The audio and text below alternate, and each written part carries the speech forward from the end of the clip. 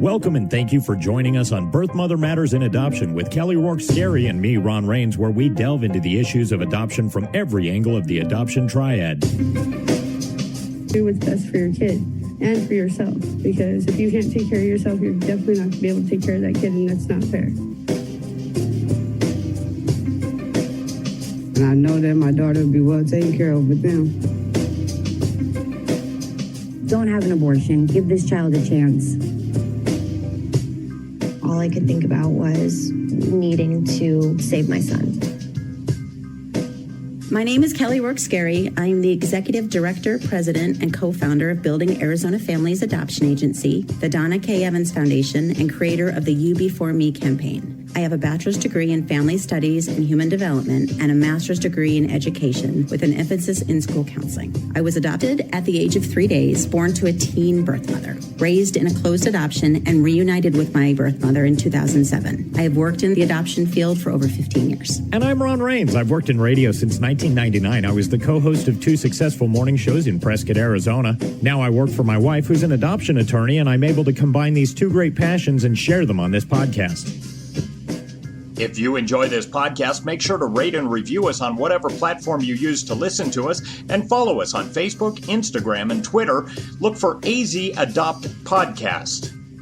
Today on Birth Mother Matters in Adoption, we're talking with Angie and hearing her story about being an adoptive mother of 3 children from Russia. She'll be sharing her unique perspectives on international adoptions and her advice for those interested in or going through the international adoption process. So Angie, thank you so much for joining us today on our podcast. And I'm excited for our listeners to hear your story and teach us all more about the inside aspect of international adoption, what it feels like to be an internationally adoptive mom. And so why don't you start off with just telling us your story? Well, thank you very much for having me. My husband, Scott, and I adopted our 3 children. They're a sibling group. From Russia in April of 2003. We brought them home. They were 7, 9, and 10 years old when we brought them home. Well, we'd actually started the adoption process before we met our kids, and we had actually had a first home study visit, and we were a little discouraged by the things that the home study social worker had said. So we had put the whole process on hold, and a friend of my husband's was involved with hosting children from Russia, older children from Russia, they would host them and bring them to the United States, thinking that if people had a chance to meet them because they were older children, that they might have a better chance of being adopted. And so our 3 children were actually brought over here as part of the hosting program. And the family that originally was agreed to host them would only agree to host the youngest and didn't want the older 2. And so our youngest went with them, and our older 2 didn't have a family to host them. And so they had approached my husband's friend asking if he and his ex-wife would be willing to host them while they were here. And so he agreed, and he knew that Scott and I had been looking into adoption. So he called Scott and said, "Would you like to meet some kids?" And so Scott met them first. And then we decided on a Sunday for both of us to meet the children. And by then, the host family had given up our youngest as well. They didn't want her either. So we went over to my husband's friend's house, and we met the 3 children. And we ended up in the swimming pool in our clothes because the kids wanted to go swimming, and it wasn't something we were planning on. And while we were in the pool with the kids, my husband's friend came out with the phone, and he covered it up and said, "I have the adoption agency on the phone. Do you want them?" And so Scott and I said, "Well, can we have a day to think about it?" And so we went home, talked about it on Sunday night. And on Monday, we said that we decided that we would take them. So we called and said, "Yes, we will take them." And so Scott brought them home with him on Tuesday from work. And they stayed with us for 6 days until they had to go back to Russia. So then once they went back to Russia, then the process began of us hurrying up and scrambling to get our home study done and to get all of the dossier paperwork done so that we could actually adopt the kids and bring them home from Russia. So we started that in August, and in March we went to Russia to do the court hearing. And like I said, April 2nd, we brought them home. So that's kind of how the universe came to bring us. We weren't planning on adopting 3 children. But they were a sibling group, and we both agreed that you cannot split siblings up. So it was all or none. So we decided to just do the crash course parenting, apparently, and did all three at the same time. So like I said, that's how the children came to be with us. And I firmly believe that there are parents for every child. And sometimes you just have to be patient to figure out which of those children are meant to be yours. Because like I said, we were not looking at a sibling group. We were not looking for an infant, but we were open to a 3 or a 4-year-old. That's what we were looking for. And we ended up with a sibling group that included a 7, 9, and a 10-year-old. I'm sure the first thing that as I hear your story again, and I've obviously heard it before, but that pops into my mind, and probably many other people's minds as well, is what was that like bringing a 7, 9, and 10-year-old home when you didn't speak Russian, correct? No. And I'm assuming they didn't speak English. They did not. And so what was that like? Very interesting. It was pretty wild. Especially when you adopt internationally and you get back and everybody's on the kids, especially, they're in a different time zone. So the first day that we were home, our kids all got up at 2:00 in the morning, ready to go. And we're exhausted. And, at 2 a.m, they're up and ready to go, and we're trying to function. And like I said, it's very interesting. Nobody to this day will play charades with me because you learned to use hand signals and motions to speak to the children. That was kind of all that was open in the beginning, is, acting things out, showing them. But honestly, they were amazing. I mean, they were sponges, and, our oldest daughter taught herself to read that summer because she wanted to know how to read. Our son, for a while there, was able to translate back and forth between English and Russian, certain things for his sisters. But the language barrier, it definitely adds a different dimension to adopting older children. You have to, you're dealing with becoming a family and learning about each other, but you don't share a language to do that with. We did have someone, actually my husband's barber was Russian, and he was able to translate. And after the kids had been home for a couple of months, we actually met him, had him come over and do some translation for us. And we came to discover that we had a cheat sheet with some basic words and the phonetic, how to pronounce them. So please, thank you, are you hurt, those types of things. It's, dinner, lunch, those types of things. And we had those words, and I had taken Spanish in college and had been taught how to roll my R's, and you roll your R's in Russian as well. And so when I said some of the words and in having my husband's barber translate, our kids thought that I spoke Russian, but was refusing to speak it to them. So they thought that I had these skills and I was refusing to do it. And so they were kind of frustrated with me. And we had to have him explain, I don't speak Russian. I speak some words off of a cheat sheet. So that was interesting. And that's something I definitely recommend for anyone adopting internationally is be prepared for the language barrier. If you are able to learn to speak some of the language, that's great. I know that, there are families that, adopt from Haiti that learn to speak some French Creole before they bring their children home. And if not, then find someone that can do that for you, especially with older kids. Find someone who can translate for you, that you can call on the phone or that you can have come over, because that's huge when there's misunderstandings and there's no way to relay the way that they're feeling, telling them that, when they're thirsty, that it's okay for them to go get a drink. Things like that, because there's no way to explain those things to them. And so that's one of the things that I would highly recommend for people is be prepared for that language barrier, because it's quite interesting at the beginning.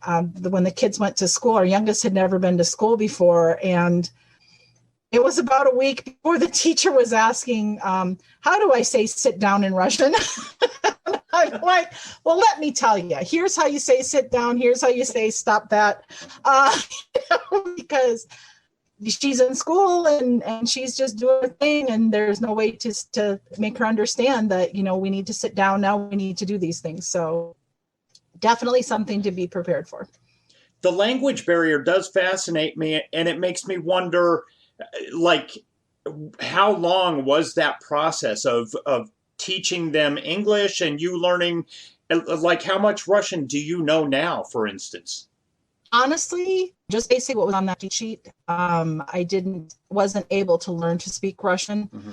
So basically just whatever I knew then. The kids, like I said, the kids were sponges, and especially once they were in school, they really wanted to be able to talk to their friends, to their classmates.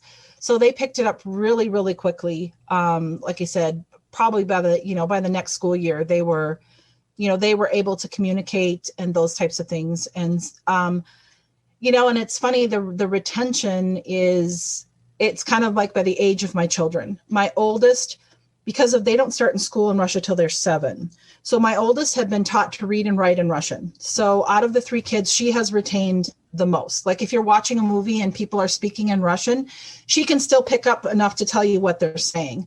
Our son had learned to speak in Russian, but hadn't been taught to necessarily to do a lot of reading and writing in Russian. So his is a little less. And then my youngest had never been to school. So it was just the spoken language. So, but as adults, I know that our 2 daughters have actually, done some online lessons and those types of things to try to pick the Russian back up, because they would really like to be able to speak it again.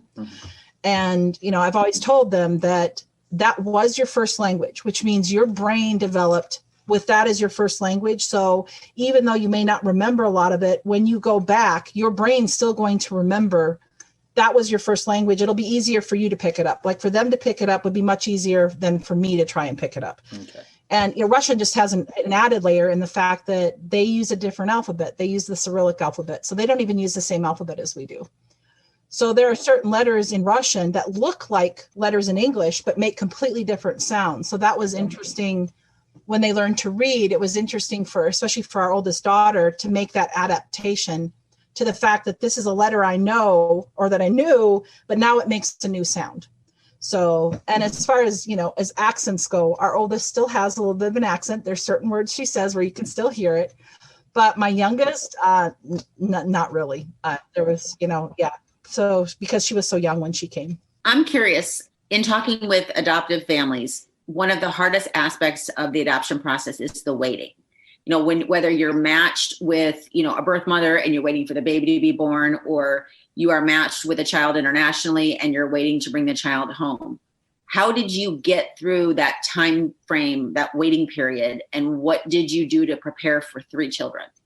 The waiting is definitely very, very hard. We sent the kids back to Russia in August and couldn't go get them until March. And that was really hard. I look at some adoptive families now and they're waiting over 12 months, sometimes 24 months. And it's really, really hard, especially when you've been matched and you know who your children are, or, at least seen a picture, have seen some basic information, maybe seen a video. The waiting is really hard. I feel like in a certain sense, we were a little bit fortunate in the fact that we had to hurry up and get everything ready to go get them. So we were busy doing our home study and getting our dossier ready. But, we would get letters from them from time to time. And are you coming to get us? We cry every day waiting for you. Those types of things. That was really, really hard. How do you send a letter and reassure them that, yes, you are coming, that you will come and get them? They're children in another country. How do they really know that you're actually going to follow through and come to get them? You have to really rely on each other as a couple, as spouses, having people to talk to and share that with, family members, my parents, my siblings, to have somebody to just sometimes just to vent to or to talk to, somebody that will listen and say, I'm sorry, or just to say, hey, I'm here. But we recommend people that are in for the long wait, take some classes, find a hobby, do something to where that's not all you're focused on all the time. And as far as preparing goes, that's the one thing where I really feel that with our adoption, we were not well prepared. They did not require the education hours when we adopted our kids. And that to me was one of the hardest things and made our process so much more difficult than it has to be. That's one thing I would recommend to people. Educate yourself. There are so many classes and online webinars, things that you can be doing, books that you can be reading. We were just completely unprepared for what older child adoption meant. And like I said, that's one thing I would definitely recommend to people, so that you understand, especially take some trauma informed care classes. I have taken some just within the past few years. My kids are all young adults and they're all out of the house now. And every time I take one of those classes, all I can say, and I'll say it to anybody who will listen to me, I wish we'd have had this before we adopted our kids. To know, to meet them where they are, to understand where they're coming from, because it can feel so personal at times, but it's not. It's coming from a place of trauma. It's, like I said, it's the ability to meet your kids where they are. You may have a 7-year-old who acts like a 3-year-old, and it's hard sometimes to understand where they're coming from and to recognize that they're not acting like a 3-year-old to be naughty or to try you, but that's really developmentally where they are or where they need to be. There are gaps in their childhood, that things that they never got, that they need to do as part of their development. And it's really hard. And it's so helpful to understand where they're coming from, especially because other people from the outside looking in, especially when you're out in public or out with other people, they're looking at your 7-year-old going, what a brat. And you're like, whoa. You have no idea where this child came from. This child spent 4 years in an orphanage, which is, they do the best they can, but it's not a good standard of care.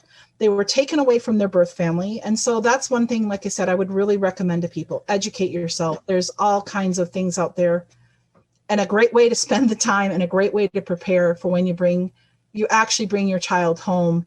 And what was a hope and a dream becomes a reality. When they first came over, what was the one thing that surprised you the most? In other words, was it that all they wanted to eat was McDonald's maybe, or Toys R Us was just absolutely like heaven on earth? Or what was the one thing that you were like, wow, I wasn't expecting that? I think the different life experience they had in rural Russia. When we brought them home, they had only been in a car twice. A parking lot was a completely foreign concept to them. You've got a 7, 9, and a 10-year-old that you're holding on to like a 2 or 3-year-old that's going to run out in front of a car, because they literally would step out in front of a car. They had no concept of what a parking lot was, to look to see where they were going. We learned later they didn't have running water.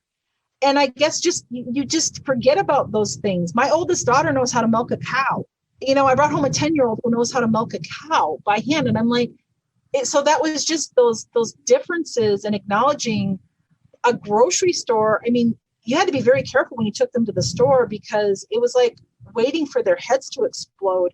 A grocery store, and the fruits and the vegetables everywhere. And we took them to the Disney store to pick out their first Halloween costume. And at a certain point, we were like, okay, whatever they have, we're done. We've got to get out of here. They're not going to make it much longer here, because everybody knows who Mickey Mouse is. So the Disney store was just like, it was just this wonderful place, and all of these toys and all of these things. And so that was one of the most surprising things. We live close to Luke Air Force Base. And when the jets would go over, they would think it was a thunderstorm, and they were terrified. And you just forget about some of these things that you just accept as normal life. And this was just not a life that they had. Our oldest remembered one winter when one of their pigs had piglets late in the season, and it was too close to winter time. So the piglets lived the entire winter in the house with them. And it's just things like that. That was one of the most surprising things. And the thing I had to remind myself of the most is, what are they thinking and what are they experiencing right now that I'm kind of forgetting about? The first time my husband took out a knife to chop up vegetables, they all ran screaming out of the room. And we're like, what's wrong? And they're like, well, there used to be people that used to come for my grandpa, and they used to knock on the door and yell for him to come out, and they would stab a knife in the door. And you're like, wow, just things like that. We have to stop and think.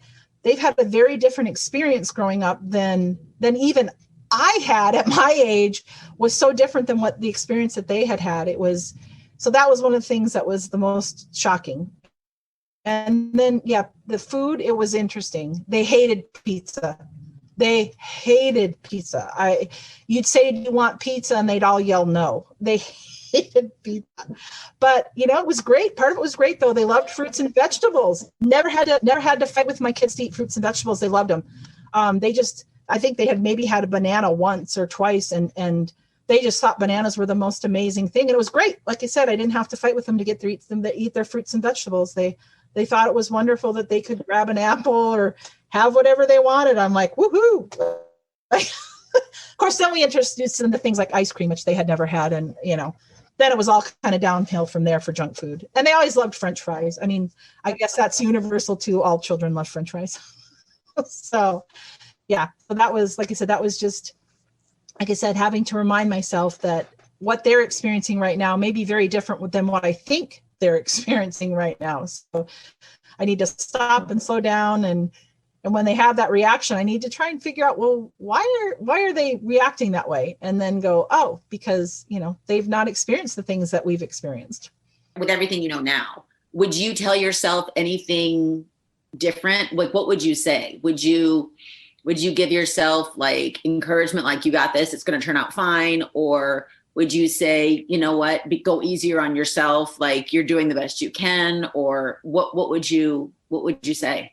Oh yeah, I would absolutely, I guess I would remind myself that some of the things that you thought about yourself and what you were doing, yes, to give yourself some grace and to say that, yes, it is going to be okay and you're going to get through this. And I think more than anything, what you're feeling is normal. I think that was one of the hardest things, was you feel or experience things and you think, oh, it's terrible that I feel that way, or it's terrible that I'm thinking that way, but that it's normal. And to allow yourself to feel that way, and to say, because my husband and I would look at each other and go, oh my gosh, this is so hard, or this was so terrible.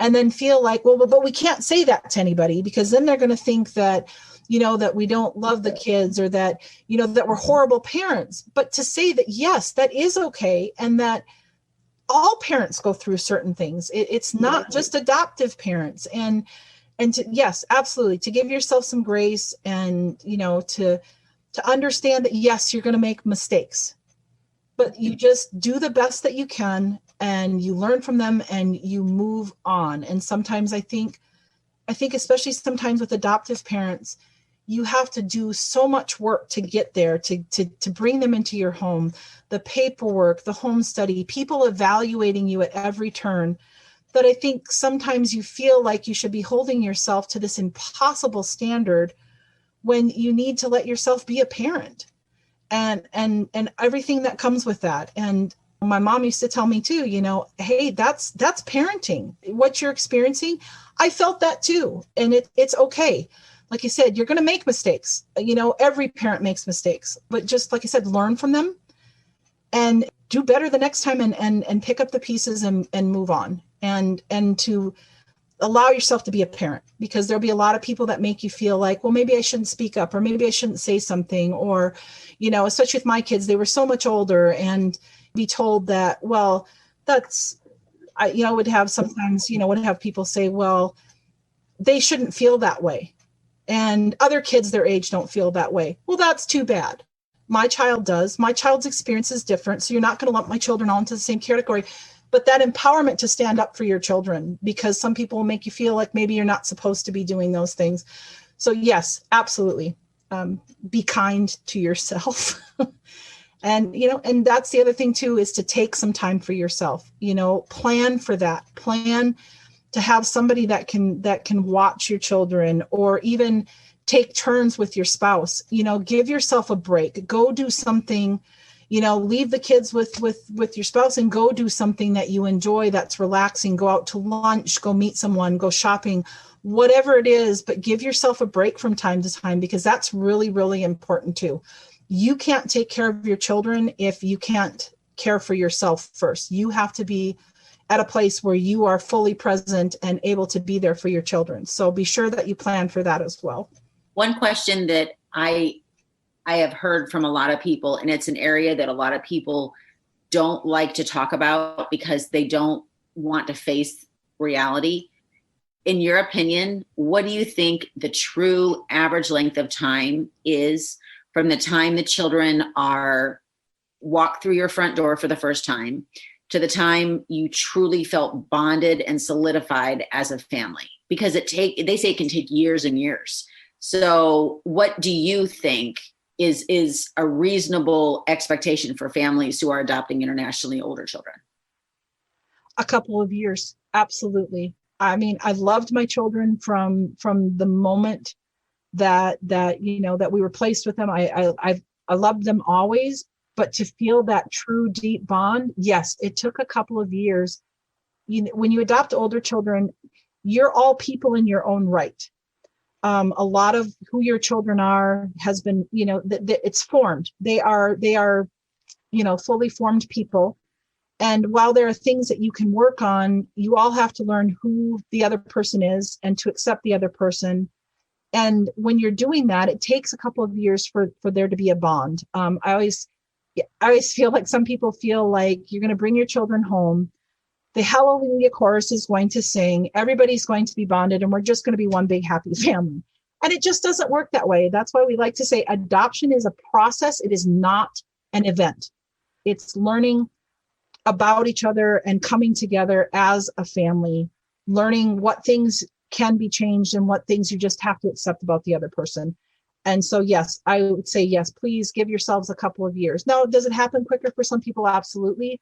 But I think with older kids, you've got to give yourself the chance for that to happen. And you'll know it when it does. And it does feel amazing, but it does take time. And so, yes, absolutely. Give yourselves at least a couple of years. So and I can tell you that I know I have about a dozen more questions, and I'm sure, Ron, you do too. So I actually would love for you to come back so we can kind of dive in even deeper if you'd be willing to do so. But I would like to close with either the funniest story that happened during when you brought the kids home, or the happiest memory. Oh, there's so many little things. Because that's what so many people think about older child adoption is you miss out on all their firsts, and you don't.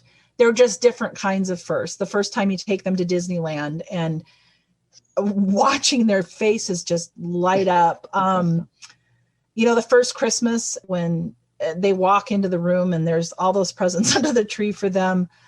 I'm just trying to think here. I've got a really sweet story. My youngest daughter, like I said, she's got the least memories of her time in Russia probably, but my dad was here. And I'd always talk to the kids about the fact that I have the same hands as my dad. And so we're sitting eating ice cream, and my youngest daughter turns to my dad and says, "See, Grandpa," she holds up her hand, "I've got hands just like you." And it just was the sweetest thing that, in her mind, there was no connection, that there was no biology there. She didn't get her hands from my dad or from me, but there was that connection. That was one of those bonding moments where you're like, we have arrived. She's safe, she's secure, and she really, really feels like she's part of this family. So that's one of the sweetest stories. It still makes me want to cry when I think about it.